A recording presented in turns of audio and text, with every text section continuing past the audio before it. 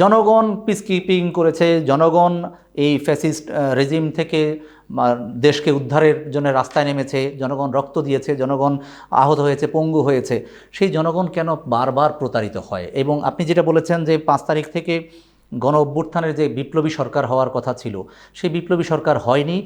সেই না হওয়ার পেছনের দায়টা কার?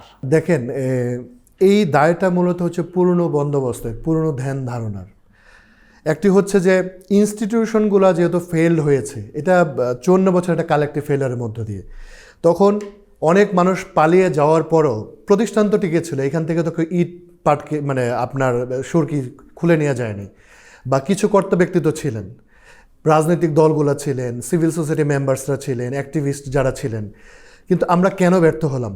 আমাদের জাতিগত যে শুদ্ধি, জাতিগত যে চারিত্রিক দৃঢ়তা, এটা আমরা ফিল করতে পারিনি।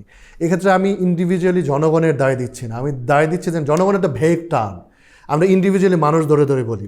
সেদিন ধরেন আজকে যারা জনপ্রশাসনে আছেন, সচিব হয়েছেন, অনেক বড় প্রমোশন পেয়েছেন, তারা কী দায়িত্ব পালন করেছেন? ঢাকা বিশ্ববিদ্যালয়ের শিক্ষকরা ছিলেন যারা গণঅভ্যুত্থানে অংশ নিয়েছেন, বা রাজশাহী সহ পাবলিক বিশ্ববিদ্যালয়, প্রাইভেট ইউনিভার্সিটির শিক্ষকরা কী ভূমিকা নিয়েছেন?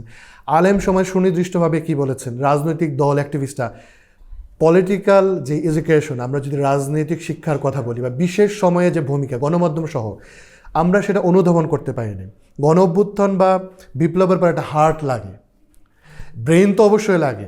হার্টটা এই জন্যে বলছি যে এত বড় একটা ইভেন্টকে আপনি কাজে লাগিয়ে, এত বড় অপরচুনিটি কাজে লাগিয়ে জনগণের ভাগ্য যে আপনি পরিবর্তন করবেন, এই যে একটা ন্যাশনাল প্রাইডের জায়গা, আপনার বড় স্বপ্নের জায়গা, বড় পরিবর্তনের জায়গা, সেটা আমরা সবাই মিলে ধরতে পারি না। আমি দায়টা দিব শিক্ষিত মানুষদের, সেই সজ্জন মানুষদের যাদের ক্যাপাসিটি ছিল তারা ফেল করেছে, সেটা আমরাও নিতে চাই। আমরা সেটি পারিনি। আমাদের খুব সচেতনভাবে সেদিন উচিত ছিল বিপ্লবী সরকার এই নাম দিয়ে গঠন না করলেও একটি সর্বদলীয় একটা জাতীয় সরকার গঠন করা, বা এমার্জেন্সিকালীন একটা সংবিধান সাসপেন্ড হয়ে গেলে যেই নেচারের মানুষদের দিয়ে এই দেশের শৃঙ্খলা, অর্থনীতি ফেরানো যেত, এবং এই ফ্যাসিস্ট রেজিমের সবার বিচার করা যেত, এবং সংস্কারের কথা আপনি একটা বলছিলেন না যে জনগণ তাহলে প্রতারিত বারবার কেন হয়?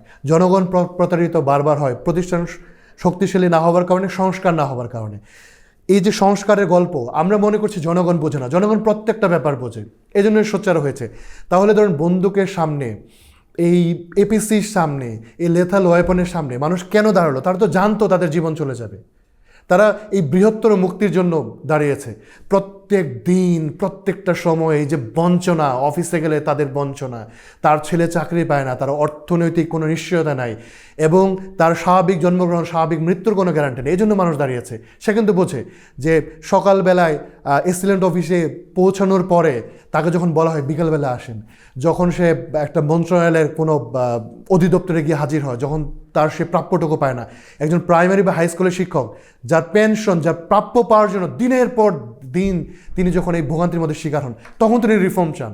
তিনি চেয়েছেন রেগুলেটরি রিফর্মের মধ্য দিয়ে সেবা যাতে তার গোড়দোড়ায় পৌঁছায়।